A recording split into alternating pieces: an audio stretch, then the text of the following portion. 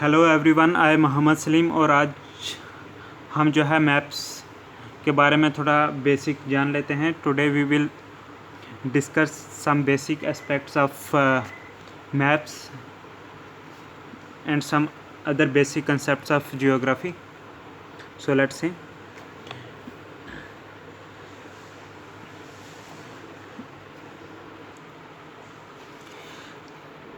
These maps have been produced for thousands of years. Thus, the exact history of cartography as a scientific field is very recent. A 5,000-year-old clay tablet shows land holdings. In 150 CE, Ptolemy Claudius made a praiseworthy compilation of a world map. He believed that the stationary Earth was at the center of the universe, surrounded by revolving stars and planets. Cartography in the recent ages suffered as scientific proof of the things depicted was missing. Influenced by the biblical writings, the earth was drawn circular in shape, with Jerusalem as at the center. In the age of discovery, at the end of the 15th century, a growing interest was developed in Europe for the newly explored world. By the later half of the 16th century, the printing and engraving of interventions in Europe gave a boost to map reproduction and beautification through reliable data. The reliable data was missing.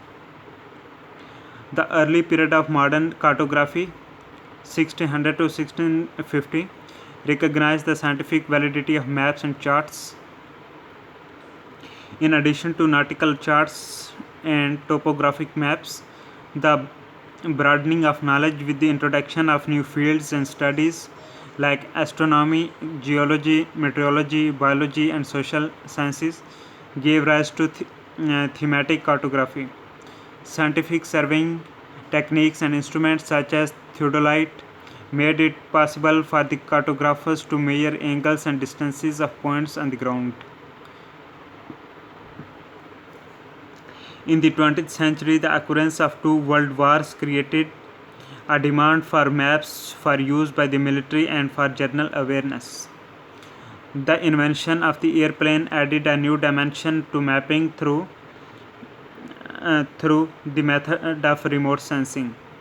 This provided a bird's eye view of the landscape and saved time and money required for conventional surveying for ground realities. So you can see here some diagrams, the result of mapping, how such landscapes can be mapped. So what is a map? A map is a representation of the round earth on a flat piece of paper. Maps show us what the earth would look like if we could see it from above. The purpose of preparing a map is to show things as they appear in their true location, either in isolation or in relation to some other feature. For example, a population distribution map shows the number of persons in an area, and a population density map shows the number of persons per unit area. So let's see what is scale.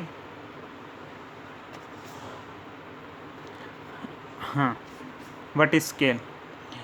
Maps show portions of the Earth's surface much smaller than they actually are. The amount by which things are made smaller on a map is called a scale. The scale. For drawing or reading a map, we must know the scale or ratio between the 2 points on the ground and their corresponding distance on the map. A scale can be expressed in three ways as given in the box below. Number 1, representative fraction FR.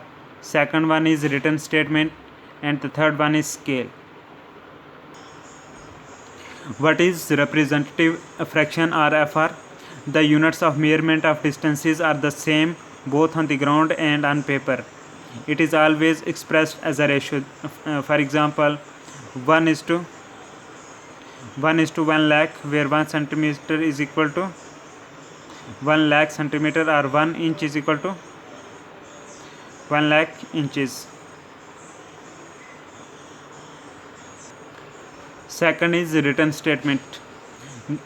In this, the system of measurement is clearly stated. For example, 1 centimeter is equal to 1 kilometer, or 1 inch is equal to 1 mile, and so on. So this is written statement. And the third one is scale.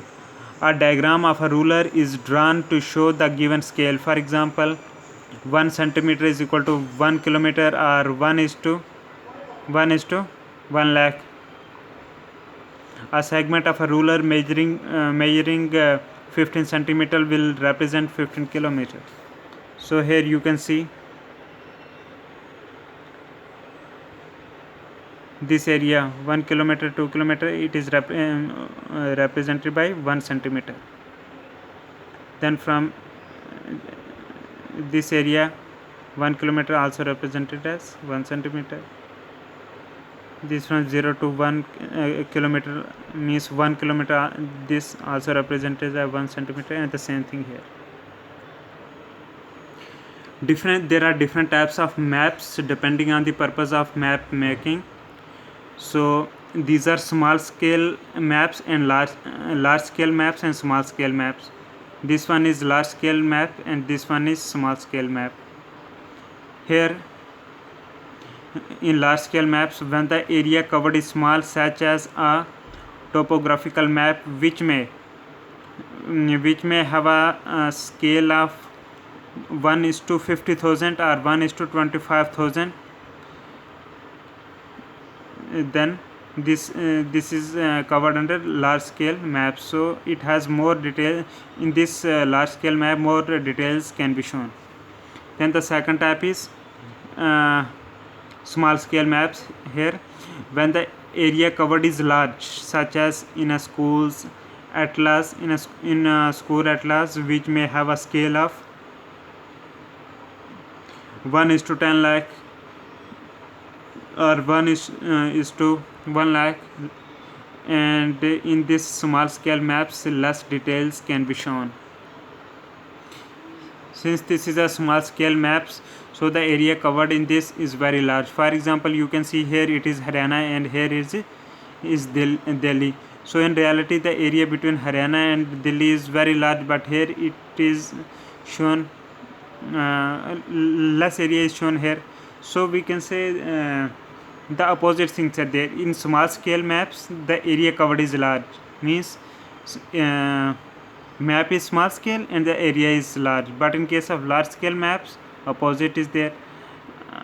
In both the cases opposite things are there. In large scale maps area covered is small, in small scale maps area covered is large. So these are opposite ways. Locating places. An imaginary grid is used to pinpoint the position of any place on earth. This grid is made up of imaginary lines which are called parallels of latitude and meridians of longitude. For example, these are the parallels of latitude. This is the equator 0 degree, and these are the parallels of latitude, and these are the longitudes of, these are meridians of longitude. These are horizontal from north to south. Parallels and meridians both are shown in this grid. The 0 degree parallel is equator.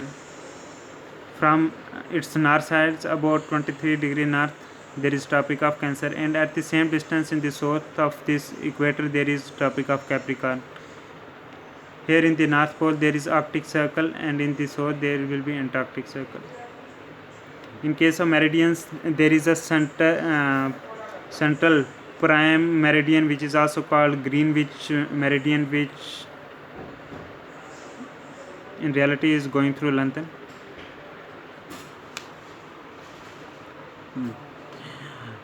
Latitude measures the distances north or south of the equator in degrees, whereas longitude measures the distances east or west of the prime meridian in degrees. There are some symbols and shades used on maps like these one. Okay, You can see here such symbols are used for different things.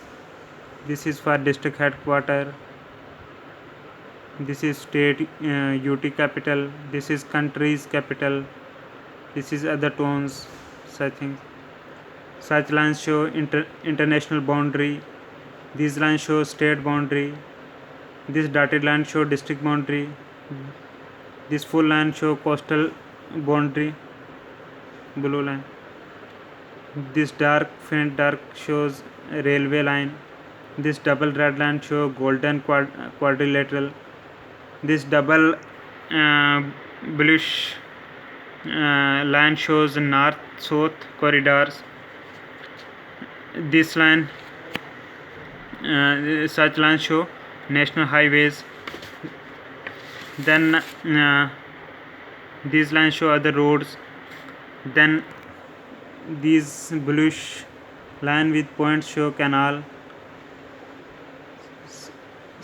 Such a shade show lake reservoir. Then you can see here such things on map show altitude in meters, like this, depth in meters. These are this area show altitude in meters.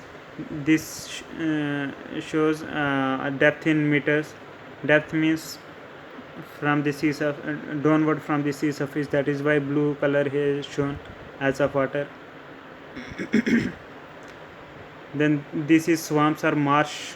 This bluish structure shows swamps or marshes area. This blue line with branches show river. Such symbols show religious or tourist places. This flight like shape with circle encircling it shows international airport. Then simple flight symbol shows domestic airport. Then there is seaport.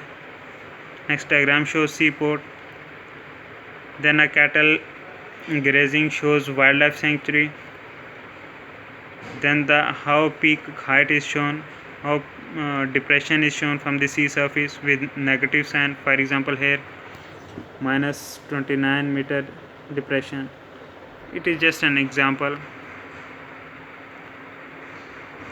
Then ocean depth is also shown in this arrow like structure. Then international date line. So all these are the symbols. We can say a simple coding system has been developed to represent the features shown on a map. Besides the list of conventional symbols here, colors and shade are also used to show certain features like blue for water and different shades ranging from densest to the lightest, representing the range of occurrences of any phenomena such as altitude.